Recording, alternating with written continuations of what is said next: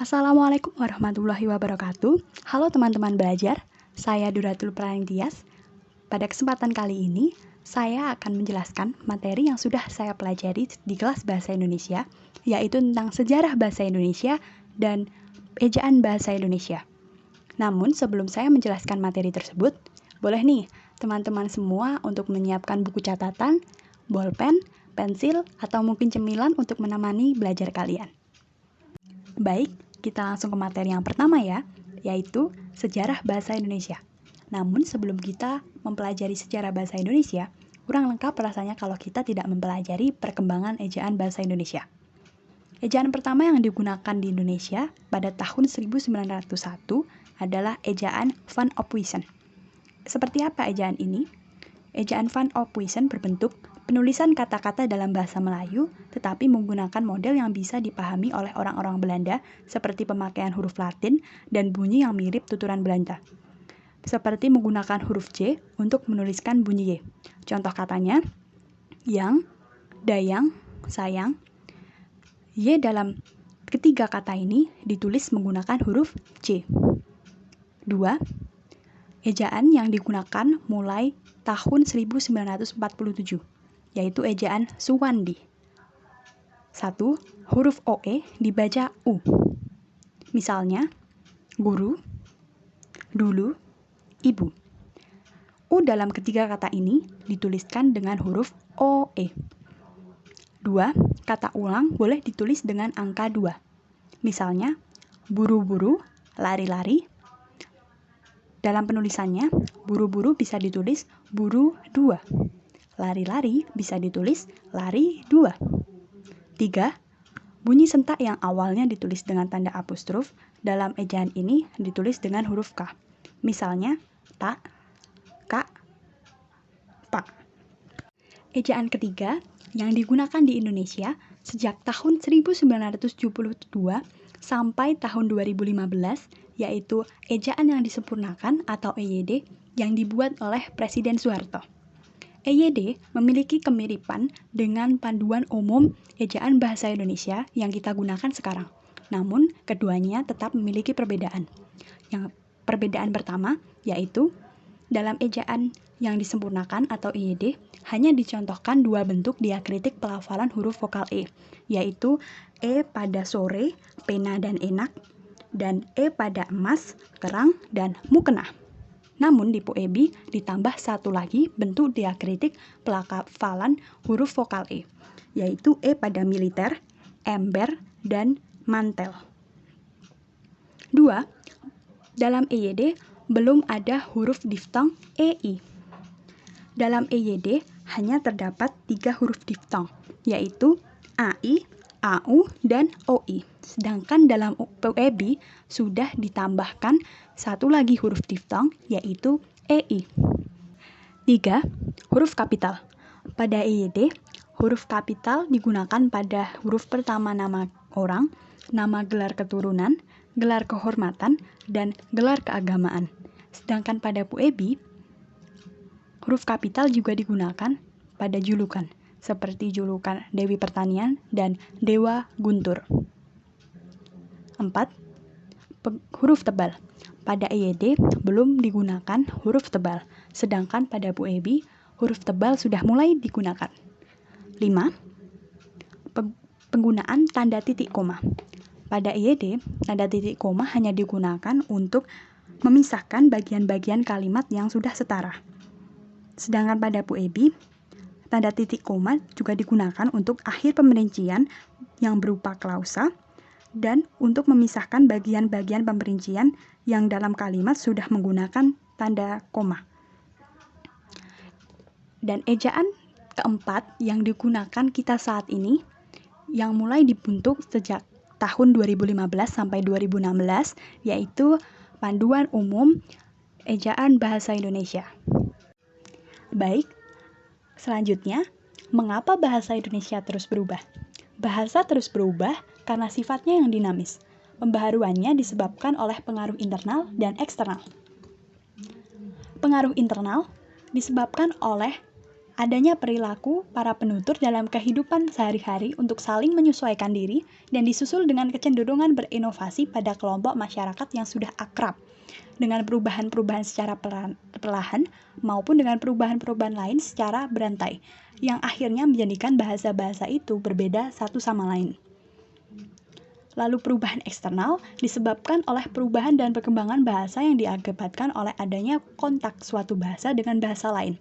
Hal ini disebabkan karena manusia sebagai makhluk sosial yang berbudaya telah saling berhubungan baik antar bangsa di dunia maupun antar etnis di suatu negara. Badan Pengembangan dan Pembinaan Bahasa di bawah naungan Kemendikbud merupakan badan yang memantau perkembangan bahasa Indonesia di masyarakat. Kemudian, kapan bahasa Indonesia diresmikan? Bahasa Indonesia diresmikan pada Kongres Sumpah Pemuda yang dilaksanakan oleh perwakilan pemuda dan pemudi Indonesia pada tanggal 28 Oktober tahun 1928 di Batavia. Tepatnya pada saat pembacaan hasil keputusan Kongres tersebut di poin yang ketiga, yaitu kami putra dan putri Indonesia menjunjung bahasa persatuan, bahasa Indonesia. Selanjutnya, sumber bahasa Indonesia. Sesuai dengan kesepakatan dalam Kongres Sumpah Pemuda, bahasa Indonesia bersumber pada bahasa Melayu. Karena dianggap mudah, lalu telah disepakati oleh seluruh peserta Kongres Sumpah Pemuda dan dianggap lebih mudah diterima oleh banyak kalangan. Selain itu, pada zaman dahulu, jauh sebelum Sumpah Pemuda dilaksanakan, bahasa Melayu juga digunakan menjadi bahasa perantara antar pulau di Asia. Bahasa Melayu juga digunakan oleh Kerajaan Sriwijaya pada abad 7 sebagai bahasa kebudayaan, bahasa antar suku, dan bahasa perdagangan. Posisi atau kedudukan bahasa Indonesia. 1. Bahasa Indonesia sebagai bahasa nasional. Apa yang dimaksud kedudukan bahasa Indonesia sebagai bahasa nasional? Kedudukan bahasa Indonesia sebagai bahasa nasional berarti bahasa Indonesia yang telah tertuang dalam Sumpah Pemuda yang menjadi bahasa persatuan berada di atas bahasa-bahasa daerah di Indonesia. 2. Bahasa Indonesia sebagai bahasa negara. Apa yang dimaksud kedudukan bangsa Indonesia sebagai bahasa negara? Bahasa Indonesia sebagai bahasa negara berarti bahasa Indonesia telah tertuang dalam Undang-Undang Negara Indonesia. Lalu, apa fungsi bahasa Indonesia? Bahasa Indonesia sebagai bahasa nasional memiliki fungsi 1. Lambang kebanggaan bangsa 2. Lambang identitas bangsa 3. Bahasa antar daerah dan yang keempat, bahasa yang mampu menyatukan antar suku. Bahasa Indonesia sebagai bahasa negara. Fungsinya 1. Sebagai bahasa resmi kenegaraan 2. Bahasa pengantar dalam dunia pendidikan 3. Alat berhubungan tingkat nasional 4. Alat pengembang kebudayaan, ilmu pengetahuan, dan teknologi. Wah, tanpa kita sadari, ternyata kita sudah selesai mempelajari materi yang pertama. Kalian sudah siap belum nih untuk belajar materi yang kedua? Materi yang kedua, kita akan belajar tentang ejaan bahasa Indonesia sesuai dengan panduan umum ejaan bahasa Indonesia yang kita gunakan saat ini. Dalam materi yang kedua ini, kita akan belajar tentang pemakaian huruf, penulisan kata, dan pemakaian tanda baca. Pertama, pemakaian huruf. Dalam Bu Ebi, pemakaian huruf dibagi menjadi 8. 1. Huruf abjad 2. Huruf vokal 3. Huruf konsonan 4. Huruf diftong 5. Gabungan huruf konsonan 6. Huruf kapital atau huruf besar 7. Huruf miring dan 8. Huruf tebal. Namun, dalam kesempatan kali ini, saya hanya akan membahas tentang huruf kapital atau huruf besar, huruf miring, dan huruf tebal. Huruf kapital atau huruf besar. Untuk apa saja huruf kapital atau huruf besar? 1. Huruf kapital dipakai sebagai huruf pertama kata pada awal kalimat. 2. Huruf kapital dipakai sebagai huruf pertama unsur nama orang termasuk julukan. Sebagai catatan, huruf kapital tidak dipakai sebagai huruf pertama nama orang yang merupakan nama jenis atau suatu ukuran, seperti ikan mujair, mesin diesel, 5 ampere. Dan catatan yang kedua, huruf kapital juga tidak dipakai untuk menuliskan huruf pertama kata yang bermakna anak dari, seperti bin, binti, dan boru. 3. Huruf kapital dipakai pada awal kalimat dalam petikan langsung. 4. Huruf kapital dipakai sebagai huruf pertama setiap kata nama agama, kitab suci, dan Tuhan, termasuk sebutan dan kata ganti untuk Tuhan. 5. Huruf kapital dipakai pada unsur nama jabatan dan pangkat yang diikuti nama orang atau dipakai sebagai pengganti nama orang tertentu. Sebagai catatan, huruf kapital juga dipakai sebagai huruf pertama unsur nama gelar kehormatan, keturunan, keagamaan, profesi, serta jabatan dan pangkat yang dipakai sebagai sapaan. Contohnya seperti selamat datang yang mulia, Y dan M pada yang mulia ditulis huruf kapital. 6. Huruf kapital dipakai sebagai huruf pertama nama bangsa, suku bangsa, dan bahasa. 7. Huruf kapital dipakai pada nama tahun, bulan, hari, hari raya, dan peristiwa sejarah. 7. Huruf kapital dipakai pada nama tahun, bulan, hari, hari raya, dan peristiwa sejarah. 8. Huruf kapital dipakai sebagai huruf pertama nama geografi. Sebagai catatan, 1. Huruf pertama nama geografi yang bukan nama diri tidak ditulis dengan huruf kapital. Seperti berlayar ke teluk, mandi di sungai, menyeberangi selat. Catatan yang kedua, huruf pertama nama diri geografi yang dipakai sebagai nama jenis tidak ditulis dengan huruf kapital. Contohnya, jeruk Bali, kacang Bogor, nangka Belanda. 9. Huruf kapital dipakai sebagai huruf pertama semua kata, termasuk semua unsur bentuk ulang sempurna dalam nama negara, lembaga, badan, organisasi, atau dokumen, kecuali kata tugas di, ke, dan dari. 10. Huruf kapital dipakai sebagai huruf pertama setiap kata dalam judul karangan, kecuali kata tugas di, ke, dan dari. 12. Huruf kapital dipakai sebagai huruf pertama kata penunjuk hubungan kekerabatan, seperti bapak, ibu, kakak, dan adik, serta kata atau ungkapan lain yang dipakai dalam penyapaan atau pengacuan. Huruf miring. Huruf miring digunakan untuk apa saja? 1. Huruf miring dipakai untuk menuliskan judul buku, nama majalah, dan nama surat kabar yang dikutip dalam tulisan, termasuk daftar pustaka. 2. Huruf miring dipakai untuk menegaskan atau mengkhususkan huruf, bagian kata, kata atau kelompok kata dalam kalimat. 3. Huruf miring dipakai untuk menuliskan kata atau ungkapan dalam bahasa daerah atau bahasa asing. Huruf tebal. Untuk apa saja huruf tebal? 1. Huruf tebal dipakai untuk menegaskan bagian tulisan yang sudah ditulis miring. 2. Huruf tebal dapat dipakai untuk menegaskan bagian-bagian karangan seperti judul buku, bab, atau subbab. Materi pembelajaran ejaan bahasa Indonesia kita yang kedua adalah penulisan kata. Dalam Bu Ebi, penulisan kata dibagi menjadi 11. 1. Kata dasar, 2. Kata berimbuhan, 3. Bentuk ulang, 4. Gabungan kata, 5. Pemenggalan kata, 6. Kata depan, 7. Partikel, 8. Singkatan dan akronim, 9. Angka dan bilangan, 10. Kata ganti, 11. Kata sandang. Namun, pada kesempatan kali ini, saya hanya akan membahas singkatan dan akronim, serta angka dan bilangan.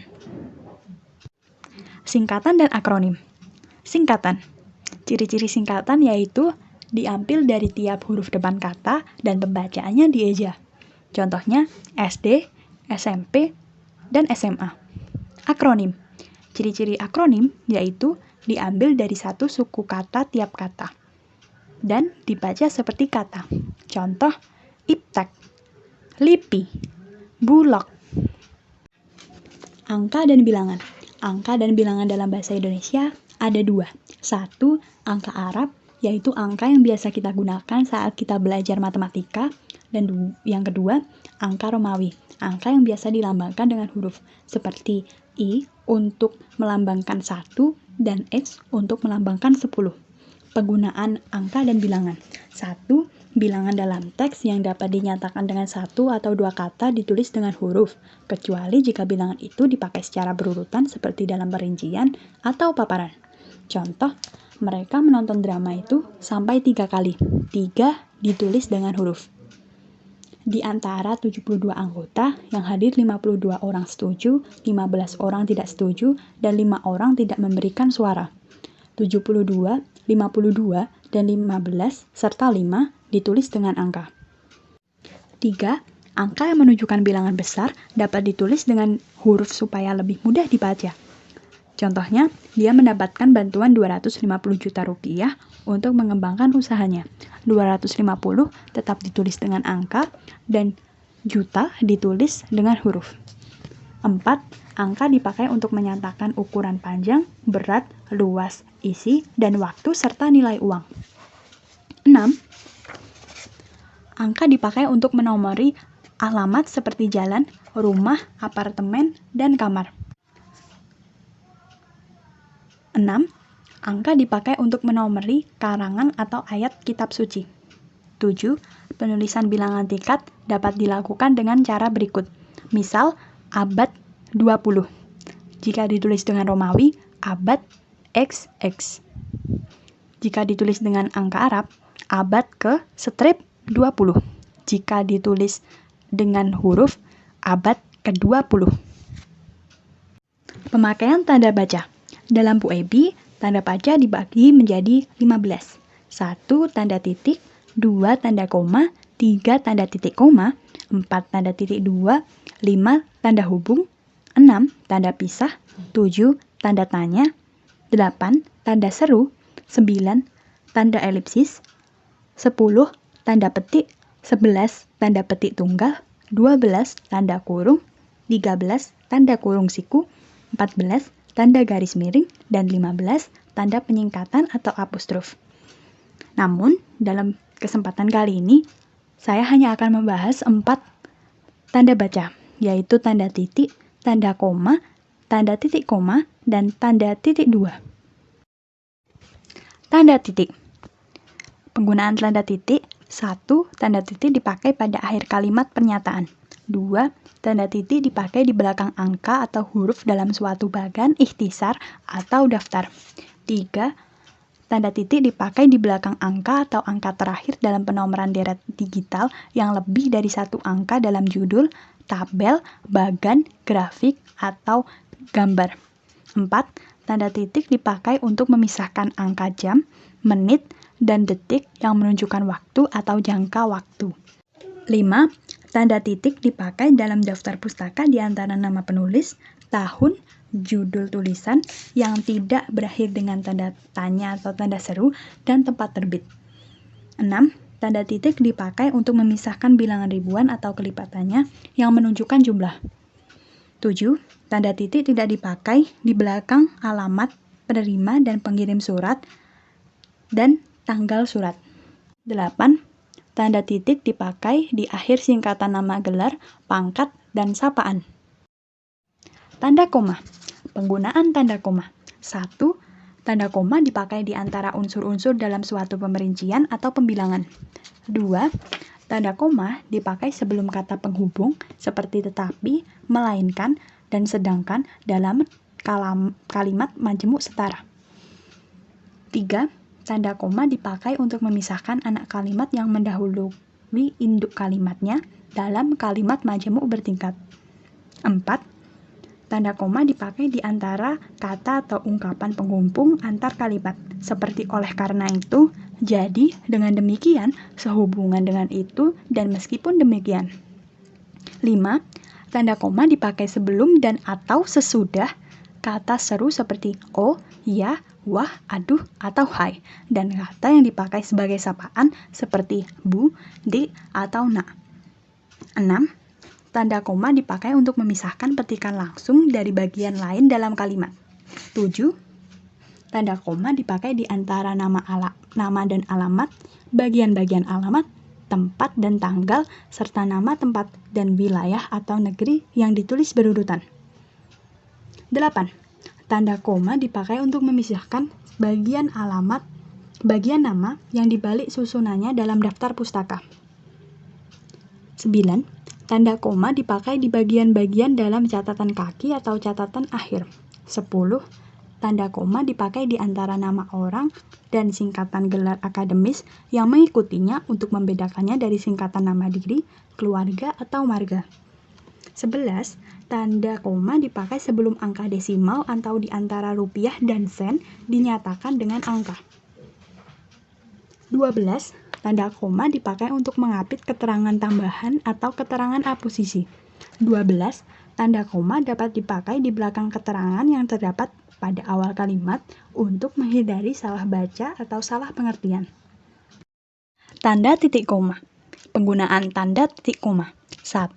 Tanda titik koma dapat dipakai sebagai pengganti kata penghubung untuk memisahkan kalimat setara yang satu dari kalimat setara yang lain di dalam kalimat majemuk setara. 2. Tanda titik koma dipakai pada akhir pemerincian yang berupa klausa. 3. Tanda titik koma dipakai untuk memisahkan bagian-bagian pemerincian dalam kalimat yang sudah menggunakan tanda koma. Tanda titik 2. Tanda titik 2 dipakai pada akhir suatu pernyataan lengkap yang diikuti pemerincian atau penjelasan. 2. Tanda titik 2 tidak dipakai jika pemerincian atau penjelasan itu merupakan pelengkap yang mengakhiri pernyataan. 3. Tanda titik 2 dipakai sesudah kata atau ungkapan yang memerlukan pemberian. Contohnya, ketua, titik 2, Ahmad Wijaya. Sekretaris, titik 2, Siti Aryani. Bendahara, titik 2, Aulia Arimbi. 4. Tanda titik 2 dipakai pada naskah drama sesudah kata yang menunjukkan pelaku dalam percakapan. 5. Tanda titik 2 dipakai di antara jilid atau nomor dan halaman, surah dan ayat dalam kitab suci, judul dan anak judul suatu karangan, serta nama kota dan penerbit dalam daftar pustaka. Nah, kita sudah selesai mempelajari 2 materi bahasa Indonesia. Semoga teman-teman belajar bisa memahami 2 materi tersebut dengan baik. Dan semoga saya juga bisa membahas materi yang lainnya di hari yang lain. Semoga hari Anda indah ya. Terima kasih dan sampai jumpa.